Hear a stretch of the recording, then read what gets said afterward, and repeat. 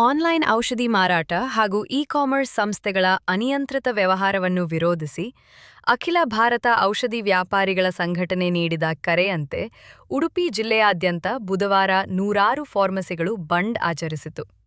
ಈ ಹೋರಾಟಕ್ಕೆ ಉಡುಪಿ ಜಿಲ್ಲಾ ಔಷಧ ವ್ಯಾಪಾರಸ್ಥರ ಸಂಘ ಬೆಂಬಲ ಸೂಚಿಸಿದ್ದ ಹಿನ್ನೆಲೆಯಲ್ಲಿ ಮೇ 19ರ ಮಧ್ಯರಾತ್ರಿ 12 ಗಂಟೆಯಿಂದ ಮೇ 20ರ ರಾತ್ರಿ 12 ಗಂಟೆಯವರೆಗೆ ಜಿಲ್ಲೆಯಾದ್ಯಂತ ಅನೇಕ ಔಷಧ ಮಳಿಗೆಗಳು ಬಾಗಿಲು ಮುಚ್ಚಿದವು.